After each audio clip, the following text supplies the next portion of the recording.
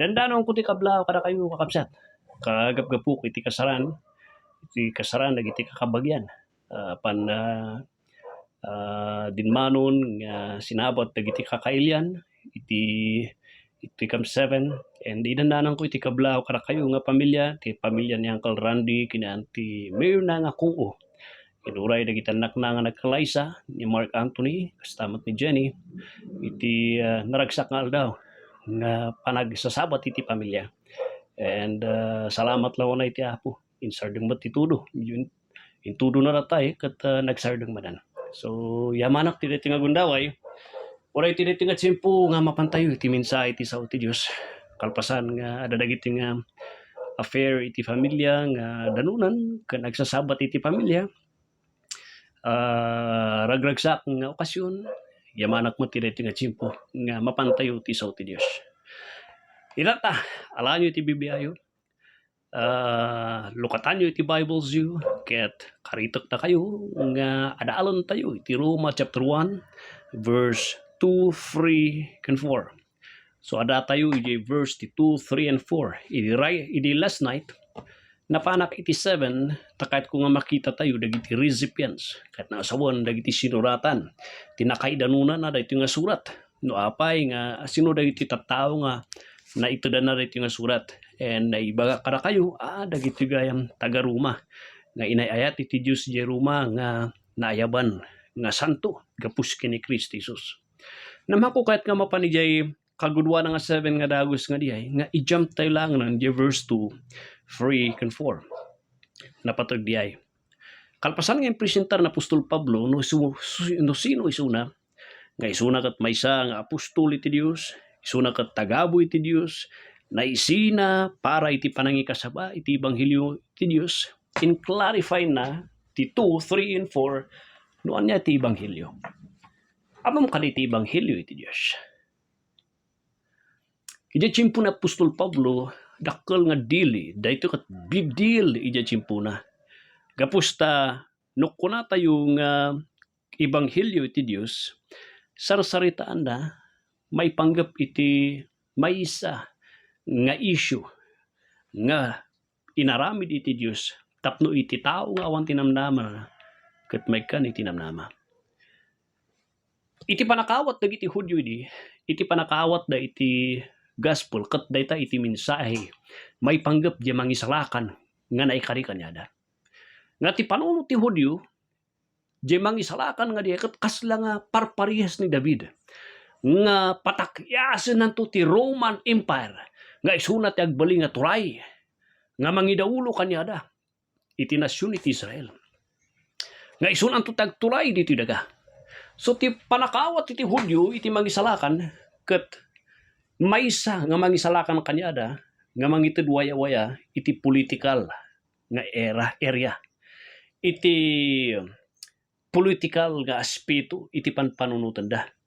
Haan nga napan iti panunot da nga. Haan nga dijay ti utak iti Dios. Idinted na iti ebanghelyo. O di pinano na ti panakasalakan. Ti ada dijay panunot iti Dios ket spiritual nga panakawaya-waya. Haan nga political nga panakawaya-waya.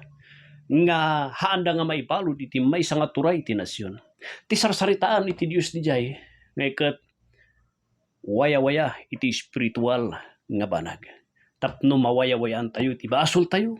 Tapno mawaya-wayaan tayo iti pungtot iti Dios iti dusa tayo iti impyerno. Tapno mawaya-wayaan tayo iti panaka isina iti Dios nga akseptaran da tayo iti Dios. So dijay tikat na nga sawan iti kuna tayo nga mensahe iti Dios iti gospel. Isu nga insubli na Apostol Pablo. Gapusta kas maysa nga dati nga Fariseo dijay ti lablawan na.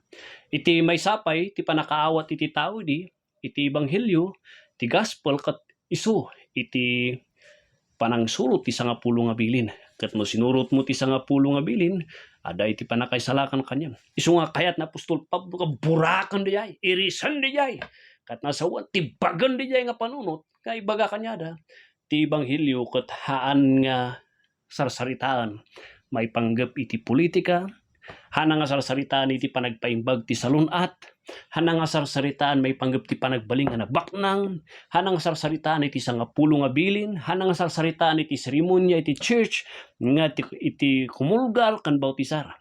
Haan nga diay ti gospel. Kitaan tayo di verse 2. Kitaan nyo, naisinak, kung na di verse 1, di last nga phrase. Siyak nga ikot na isina, ngagbaling mangas kasaba, iti Ebanghelyo ni Apo Diyos. Di verse 2, inexplain na noan niya, di Ebanghelyo. Tata, nga dahitoy, nga Ebanghelyo, kat naikari, idi pa lang. Babaan, dagiti propeta ti Diyos. Kan dagiti surat da, ngayon surat da. Ngayon to, da, kan inusar ti Apo, nga maidanon kada tayo. So kahit nga sawan, uray gayam di Old Testament, the gospel, iti Ebanghelyo, kat adagayam man di jay. Ti panakawat tayo, ti gospel kat ijay New Testament lang.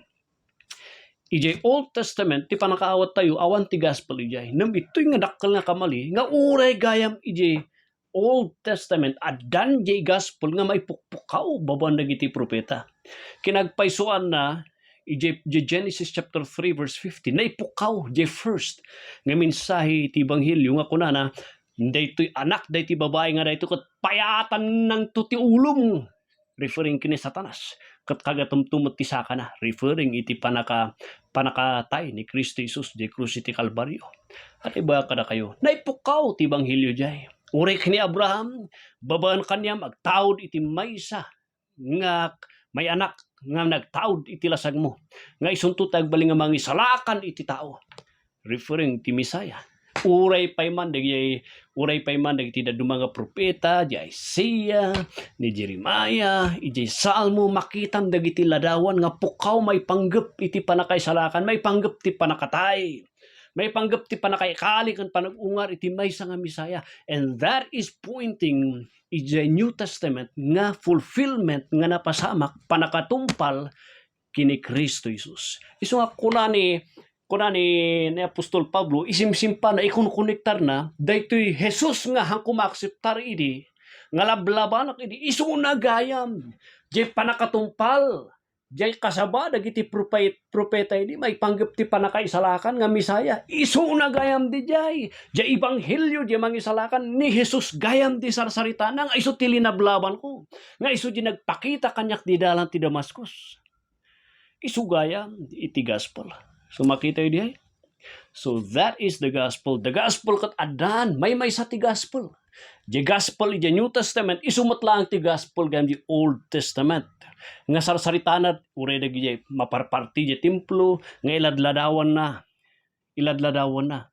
Sino? Ti iladladawan na? Di maparti. Nga mangisalakan. Nga Misaya.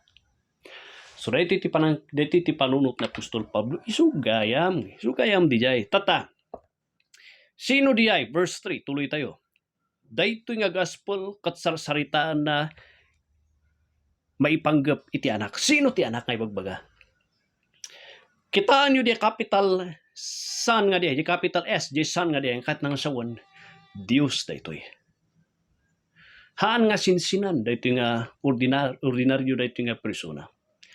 Daytoy kat maysa nga Diyos. Di kultura iti Hudyo, nainagan kan uray ni Jesus, inagan na iti bagina nga anak ket ni Ama, ni Dios Ama ket Ama na.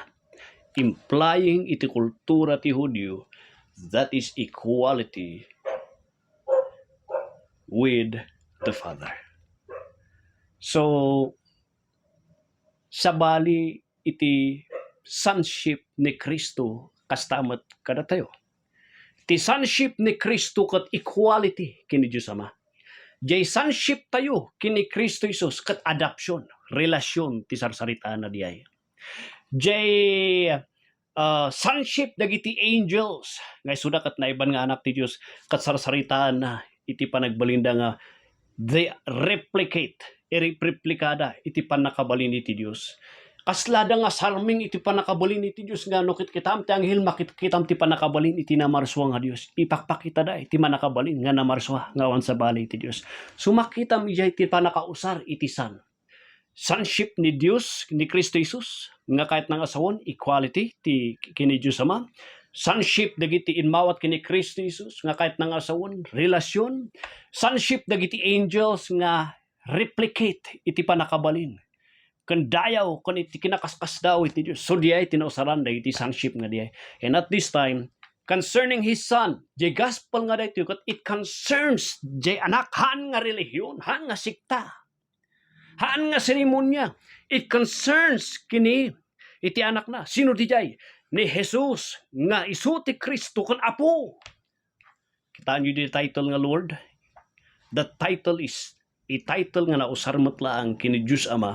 And at this time, kini Apostol Pablo, inusar na di title ni Diyos Ama di Old Testament nga entitled na kini Kristo Jesus. Ni Jesus nga isu iti mangisalakan, nga isu ti apo tayo. Who was made of the seed of David according to the flesh. Dahito di panagbalin na nga panaka-incarnate na di incarnation. Di John 1:14. Nga dahito nga Diyos, nga kadwa ni Diyos Ama, nga Diyos nga parparehas ni Diyos Ama. Nga namarswat ti amin nga ba nagkatkinayat na nga nagbalin nga lasag. Tapno ada iti perfecto nga sakripisyo kada tayo. So that is the incarnation. Dahito yun di panakatumpal na di jay, panakayanak na di jay nga mangisalakan, it was fulfilled. Dahito gospel nga dito, it is the fulfillment ti kari ni Diyos Ama, iti tao, ti panakaisalakan da. Baba ni ti maysa, nga mangisalakan, agbalin nga tao, nga mangbaklay ti basolyo. And that is, ni Jesus, nga Kristo, kan apo, nga equal ka ni Diyos Ama. So makita yun di ay, that is the gospel. It concerns ni Jesus. Haan nga seremonya nga baptism. Haan nga kung kuna nga relihiyon. Haan nga sikta iti gospel. Haan nga books ti gospel. Ti sarsaritaan na iti gospel.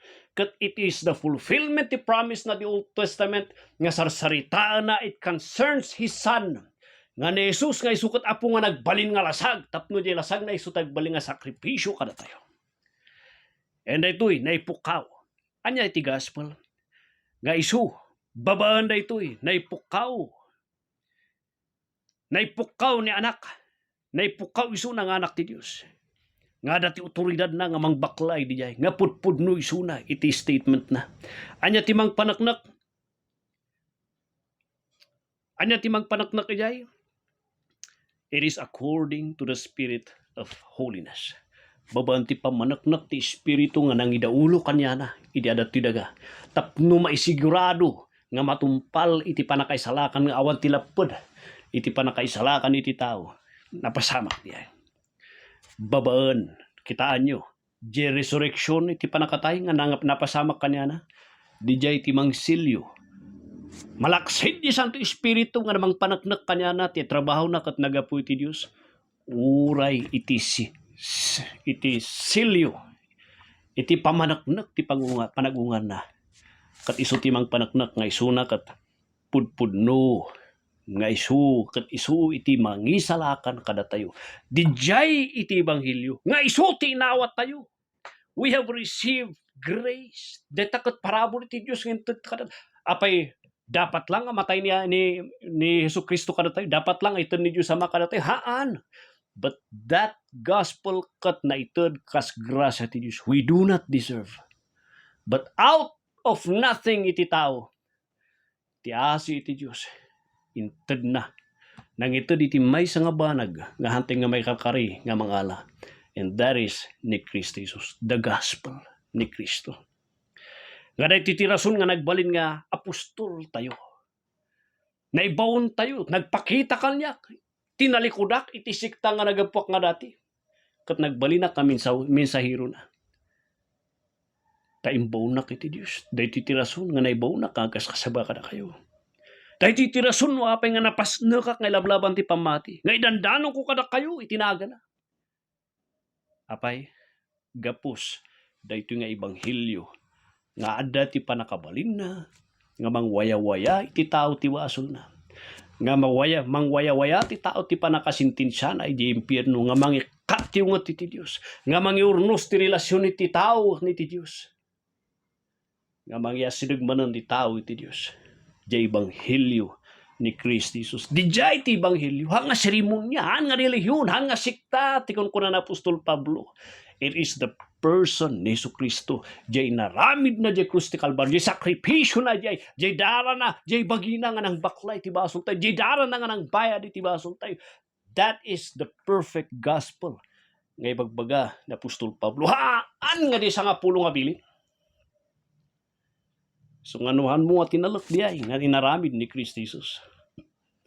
You have not received the gospel. Gapusta ti gospel kat diay. Diay 2, 3, and 4. Sapay kuma. Tay kun ikan yung importansya kan patag. Sapay kuma. Tagpanunot kayo kin kitaan nyo. Tibagyo. No talaga nga Ebanghelyo ni Apo Diyos. Tiada ka na kayo.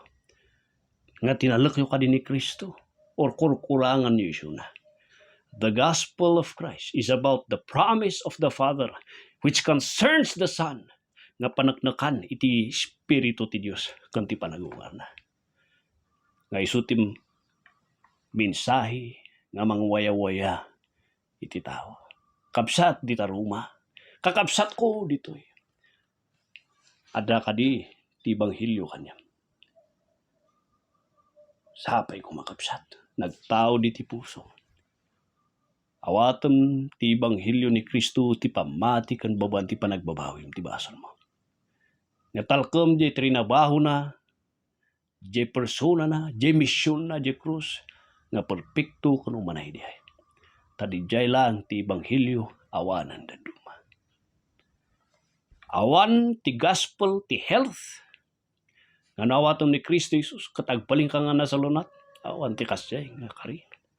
Awan ti gospel iti wealth. Nga nawatom ni Kristo Jesus, agsiswerte ka mamin, awan ti kasyay, nga kari iti Diyos. Naprogreso ti biyag, awan ti kasyay. The Bible, when the Bible agsarsarita iti Ebanghelyo, ti gospel, that is referring to the mission ni Kristo di krus ti Kalbaryo. And he is not referring ti sikta, iti seremonya, iti maysa nga simbahan. Rather, di krus ti Kalbaryo.